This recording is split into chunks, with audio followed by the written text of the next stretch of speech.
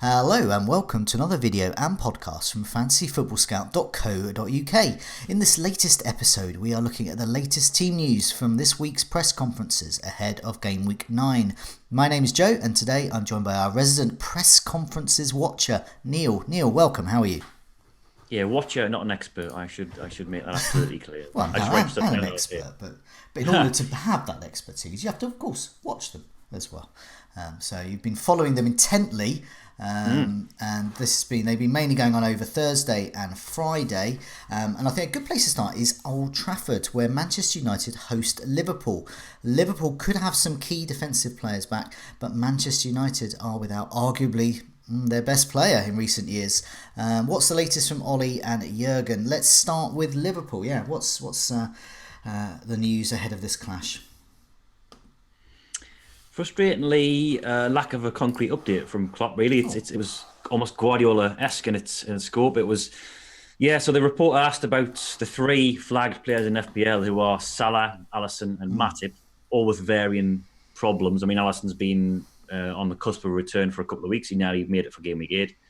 Salah took a knock to his ankle in the Leicester game, and Matip's been out with a knock as well for a little while. Klopp said that they're better. How good they're going to have to see. They've still got two more sessions to come, of course, as of the Sunday game, so they've got an extra 24 hours than they would ordinarily have. So they're going to make a late decision, and nothing is fixed. Those are his words. So, sadly, nothing definitive. I mean, there's been good portents, really, from all three. The fact that Alisson was close to playing in Gameweek 8, didn't quite make it. Salah had a scan after that tackle from Chowdhury. No damage, no serious damage anyway, so there's nothing like a broken ankle or anything like that. And Matip actually came out and said yesterday that he's fit. Which we've heard before, players put themselves in contention to play, and we never truly believe it until we've heard it from the manager. And of course, we didn't get the clear-cut answer from Klopp that we hoped for. But I think all three are on the cusp, and maybe he was being a little bit tactical, given how KG Solskjaer has been with his information of late. So might have been a little political move, but I don't think there's anything serious to worry about. And they've all been in training, so I'd hope that they're going to be all right. You would think as well. I mean, even though the haters have been out in force over Manchester United in recent weeks over their form, but when it comes down to it, Liverpool v Manchester United is a huge game. So it would be understandable that Klopp would be a little cagier in his reports. But as you said, the quotes we're getting from Matip, Salah's looking pretty. I was going to say fit and tidy, but that's different in a sort of trendy way with the GQ magazine shoots and it's he's looking fine. I mean, hopefully he's football ready as well. But as you said, Matip, we got the quote up from Matip there. He's basically said I'm back, so up to Klopp to pick him. Looking favourable. I suppose question marks if you're thinking of getting any of these players in. If you're holding them, play them, because the chances are they're going to play, and Manchester United aren't looking great. Speaking of Manchester United, it looks like they could be without their best player. So what's Ollie been saying? Yeah, it looks like Phil Jones isn't going to make it. No, surely not. Here, obviously, we were referring to there. Yeah. He picked up this groin injury, I think it was, over the international break playing for Spain. Took a goal kick and seemed to pull up and then hobbled off. So it's not as serious as first feared, which is the good news for Man United. But Ollie isn't expecting him to feature on Sunday. Now, again, we've heard those words similarly before with I think Rashford ahead of the Arsenal game, and lo and behold, he played. But it does look like he's a major doubt, so we could see Sergio Romero in goal. It was similar comments to Klopp's this morning, actually, about the overall picture. So he didn't give us anything definitive. He was saying that they're going to leave it late, last couple of sessions, and make a decision on the returning players, of which there are many. Earlier in the week, he did give an interview with Sky Sports, and he said he was hopeful of Wan-Bissaka and Martial, but he did rule Paul Pogba out, who has got this sort of niggling ankle problem. Who's been on and off for a couple of months, really. And he said he's got no chance of featuring the Liverpool on Sunday, so it looks like he's out. But apart from that, we haven't got anything, again, clear-cut on Man United's plethora of flagged players. We might get more after the embargoed section's released, but I think that might be the Sundays actually, so we might not hear that before the deadline. So yeah, there'll be a lot of flags remaining on the likes of Lingard, Greenwood, Darlow, people like that, and Martial, of course, as well. Not what we want to hear, is it? No. Lots of doubts there. Manchester United have said the players have become unfashionable amongst FPL managers of late, especially the likes of Pogba used to be. Well, I remember he was a near essential player to own back in January, I think it was last year, and then sadly it went. Distant memory now. Distant memory there. Meanwhile, there is a good team in Manchester. Manchester City, although they weren't that good when they took on Wolves recently in the Premier League.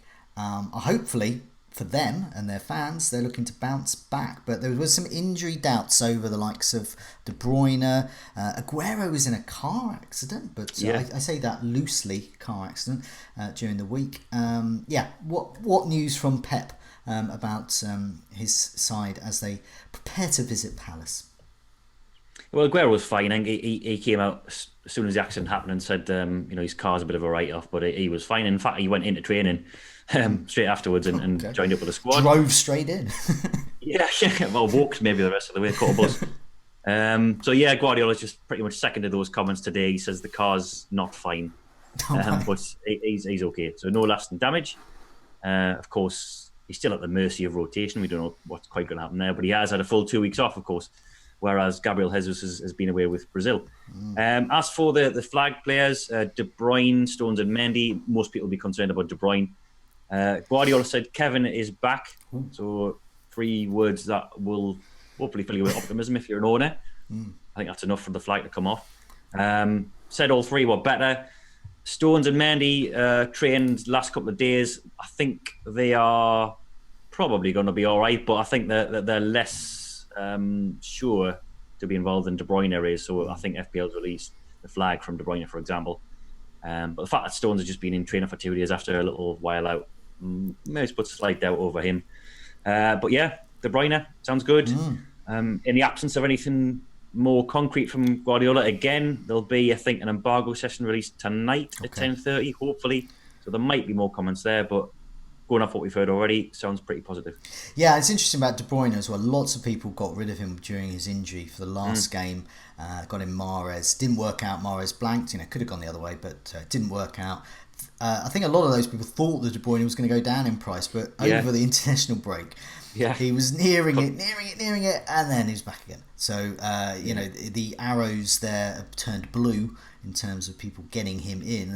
I'm not sure whether he's ready for a price rise indeed yet, but I know he'll be popular again. So, back to as we were with De Bruyne. Well, hopefully I'm an owner, so hopefully that means goals and assists. Arsenal could be mixed news there, I suppose, for Arsenal.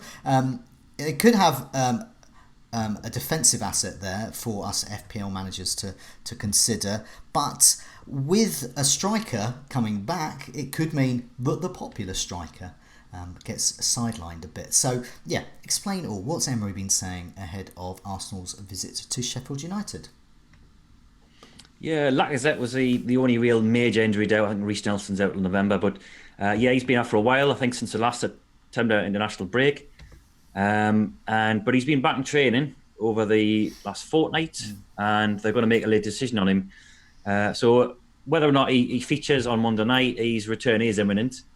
Emery said that he doesn't know whether he's ready for 90 minutes or placed on the bench. I think probably given the length of absence, I would expect maybe a substitute's role at first, but he gets back up to speed. But it has been more of a period of recuperation rather than an injury per se. It's to deal with this nagging ankle problem. So he could feature. He's got an extra, as I say, it's Monday night game, so an extra few days.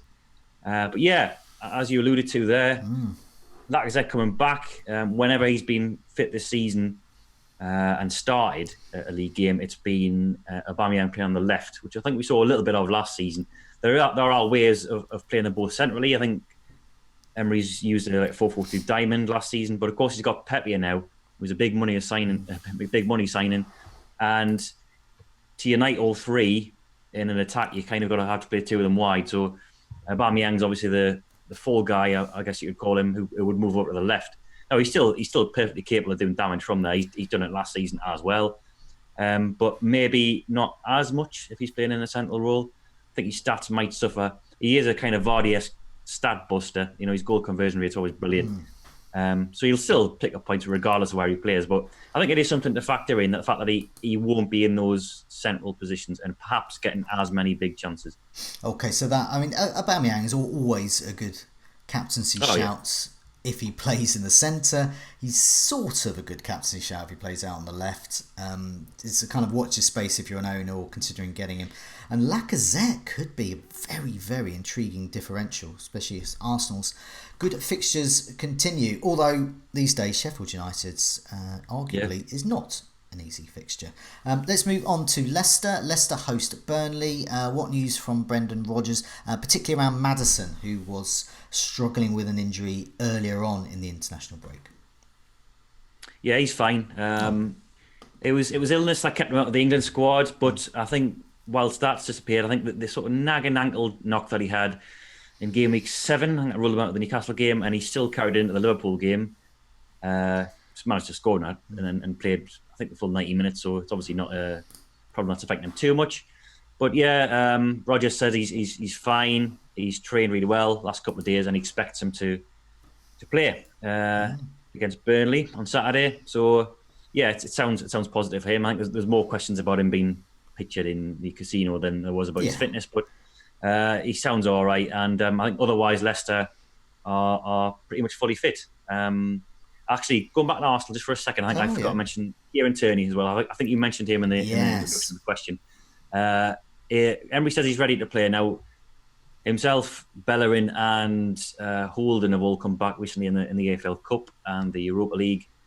And the question was specifically about Tierney. And I think the fact that Kolasinac has got back late from international duty, this is possibly his best chance of a start for a while. And I'm quite excited about him because he looks a heck of a player from what I've heard from my Celtic supporting friends and what little I've seen of him in the flesh. I think he's Kolasinac plus, isn't he? He could be He is. In recent years, the Arsenal defence is not a defence you go to for clean sheets. Although I think that should be the main reason you get a defender in. But having said that, the times I've gone for a player like Monreal and others have gone for, say, Kolasinac or their attacking threat is huge. Monreal's not there, but Tierney could be that one. I'm watching him. I'm not going to get him in this week, but I'm going to be watching him. No. So a player to watch out for. I do hope he starts. But as we were saying with Leicester as well, lots of people looking at James Maddison being in the headlines, obviously, and there were concerns around fitness, but it should be fine. Looks like Leicester squad are pretty settled really once they're all fit. Jamie Vardy up front, Maddison the creator, Perez is possibly the only, comes in and out. Yeah, it's the wide areas, isn't it? That's where the rotation is. But apart from the back four is really settled, and exactly. Vardy's a shoe-in, isn't he? So Chelsea. Let's go for Chelsea. Now they're facing your team, Newcastle. I hope Newcastle are ready for a pummeling. Well, I've got Abraham as my captain, so I do hope that's the case. What news from Lampard about Chelsea? I understand there's some news around their defensive assets, and I say that loosely across a variety of positions. Yeah, either the defence themselves or those affecting the defence. So Christensen is out for the next 2 weeks. He's got a hamstring injury picked up with Denmark. Rudiger is back in training, but still building up match fitness, not quite ready to feature. Perhaps more importantly than those two is Kante, who's important at both ends of the field, really, sort of a bit like Fernandinho was for Man City in his pomp. He's not fit. He picked up this groin injury in the warm-up of France's first game during the international break. Now, everyone probably thought that was going to be it. He returned to Chelsea. Deschamps kept him along with the rest of the squad, put him on the bench in the second of those Euro 2020 games, despite the fact that he wasn't fit. And he's going to be missing from game week 9. So Lampard was peeved in the press conference. He was struggling to keep his aggression in. I think he was talking about the fact that there was a breakdown of communication, the fact that he was never going to play on the Tuesday, I think it was, for France. So he was quite miffed by that, I think, and he's going to be without him on Saturday. Now, if there's a fixture you're going to miss, then this is probably the one from a defensive perspective, because Newcastle have done all right, in patches this season, but they're not an offensively fluent team. I can say that from first-hand experience. So I think they could probably do without him for this, without it adversely affecting their clean sheet potential. They've got an annoying habit, and I know this is probably a good habit as far as you're concerned as a Newcastle fan, but this annoying habit of scoring. So I do not rule, I wouldn't say a Chelsea clean sheet is a definite given the injuries they've got to their defensive assets there. But having said that, you would hope, especially those who are going for Tomori. Very, very exciting young defender. People very, very kindly priced in FPL. So you want some returns there. Right, we've got 5 more fixtures to cover, but before we turn to them, just a bit of mopping up from those previous fixtures we're talking about. We didn't mention Palace and Sheffield United in terms of their team news. So let's go with Palace first. What shape are they in for City's revenge? Yeah, Palace beat them last season, didn't they? The Etihad. That's So the same 2 players were out as last time, Sacco and Wickham. Now Hodgson did say that they've got a couple of checks to make on 2 unnamed players. So I don't know who that is. That might only come out after we've gotten the team sheets and there's somebody missing. But yeah, I think that sounds like a couple of knocks. Sheffield United, some fallout from the international break, really. So I think 3 players are all withdrew from their squads, their respective national teams. Fleck, McBurney and McGoldrick. Not players who are widely owned in FPL, but they're going to make late tests on those ahead of Monday night. I think for FPL managers, the more pertinent quotes were about Lundstram. He was asked about the stability. He's really kept a settled side, apart from the front 2. Yeah. His changes this season have all been enforced in midfield. It's the same back 5 all season. He's only made Fleck for Freeman, I think. That's been the only change in midfield. That was enforced. And he says that he likes stability, especially at the back. And he name-checked specifically these 3 central midfielders, so Fleck, Norwood and Lundstram, who he says have been outstanding. So let's hope that continues. And he's still in the team when the fixtures get better. Okay. Looking at those other fixtures that we've got, Wolves and Southampton. Yeah. What news from either of those camps?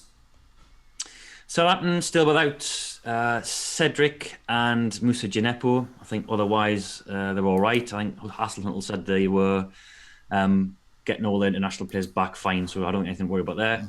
Wolves I haven't seen yet. That's always the one I watch last because it's the last report. I'll check in at the end of this video once I've had a chance to look at the quotes from it. So what's next in the meantime? Yeah, Spurs versus Watford. Now, I usually put Spurs a bit higher up, but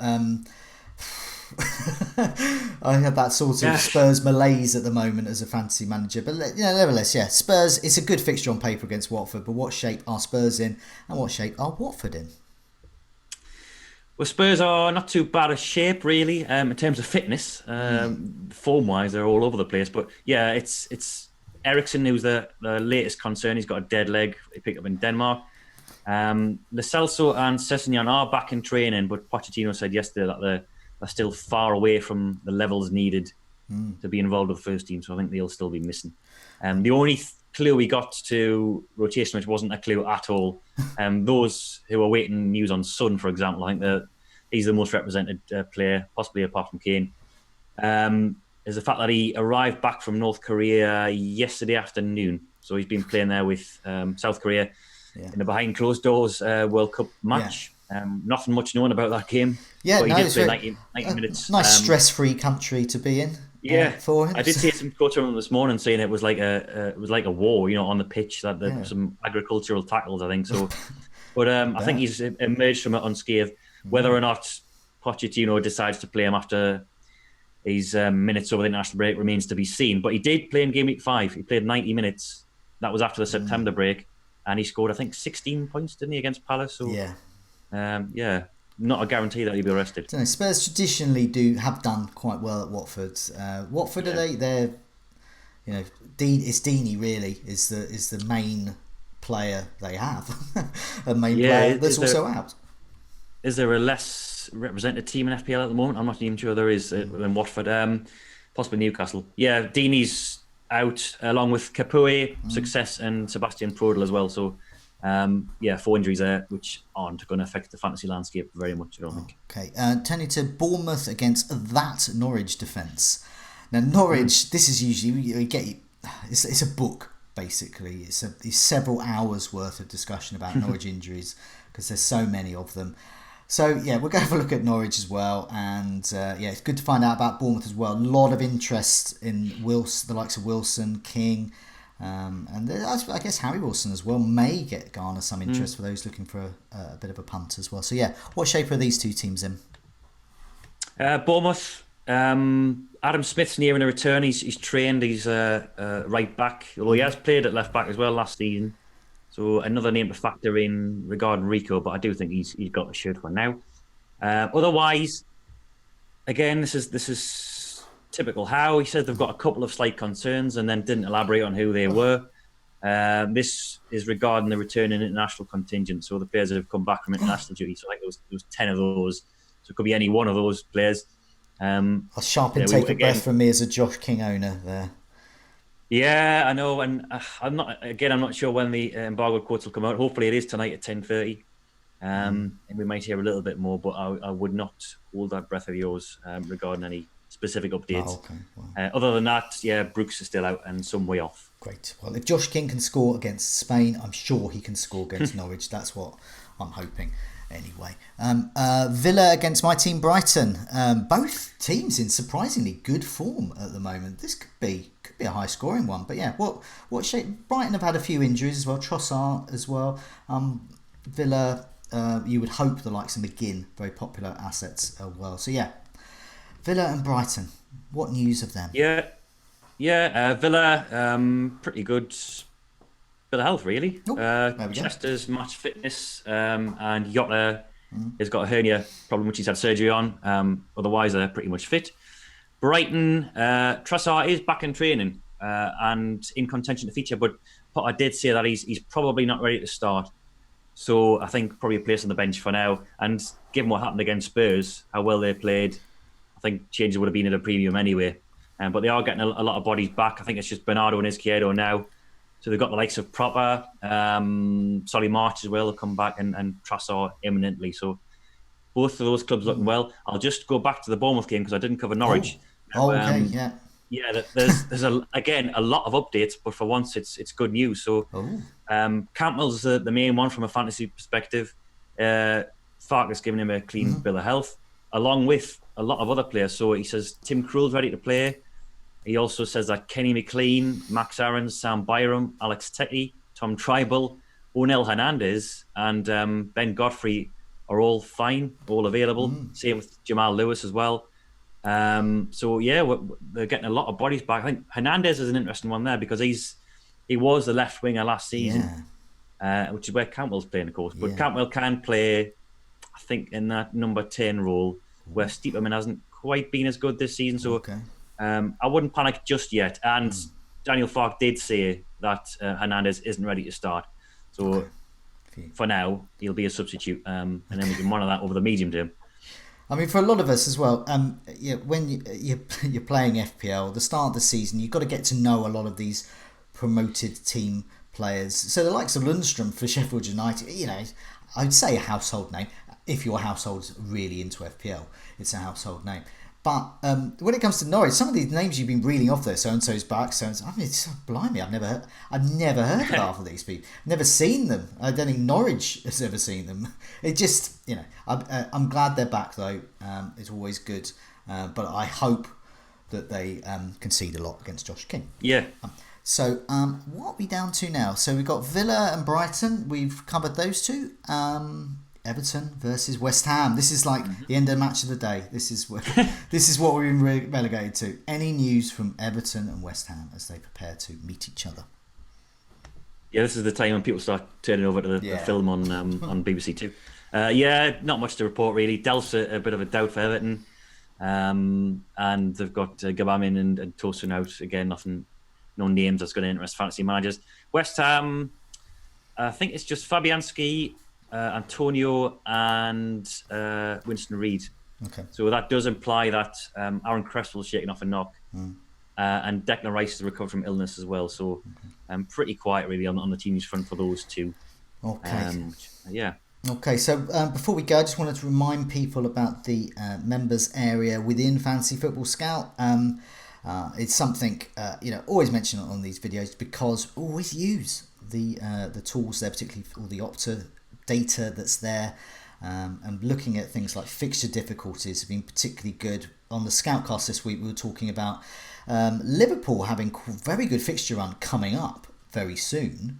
And then, of course, they've got World Club Cup commitments. But it's having the season ticker there has been really handy to sort out, shall I go for a double Liverpool? And when shall I dump them? When shall I get them? Those kinds of issues there. So just thought I'd flag that up. But for now, Neale, thanks so much for being keeping an eye and an ear on all those press conferences. And good luck with the game week. I'm going to do exactly what I did last week, and I bought the goodbye because we've missed three teams. No. And are you going to tell me they're really exciting ones, aren't they? No, they're tedious. Although some people still might own Diogo Jota. So this is Wolves. I've just seen Wolves team use. Santos says that Leander Dendonk are struggling with some problems after the international break. Romain Saiss, Diogo Jota, and Pedro Neto, I think, are the other players they're having to manage. So they're going to give them time to see if they can recover for the Southampton match. I don't think we covered Burnley as well, who are in action against Leicester. So Goodmanson's out for several weeks. And Ashley Barnes, some people might still own Ashley Barnes. He has got a groin strain. So Dice says it's not serious, but he did use the phrase touch and go, which he did for Jack Cork as well. And in previous instances where he's used that, he's tended to err on the side of caution. That is interesting for those that still have Barnes and have been put off by his poor recent fantasy form. Are looking at those like King and Wilson, and they're looking at Tammy Abraham. Shall they make that move? So that's a pretty good reason to make that move if there's an injury doubt over Ashley Barnes. So and who is the third mystery team that we haven't covered? My own team, of course, Newcastle. So we talked about them in dismissive terms against Chelsea, but we didn't remind their own team use. Isaac Hayden's still suspended. Lejeune and Ritchie are the only absentees injury-wise. But Bruce pretty much confirmed that Matty Longstaff, the 4.5 million midfielder, is going to start. He says, how could I leave him out after the Man United game? So. Okay, so it's a crazy season whereby blooming whichever Longstaff you get from Newcastle will probably end up being the high scorer and completely ruin our game week. But I think we've covered them all now. I think that's it. Very busy team news this week. We are back for team news next week. We're going to go for Thursday. Because there's going to be a lot of press conferences on Thursday, but also it's deadline day next Friday. So we want to get there nice and early there, and we'll alert people, to where they can look at the very latest team news via the Fantasy Football Scout web pages and the team news pages and everywhere. So, finally, Neale, good luck with the game week. Thank you. Yeah, see you next week. Bye-bye.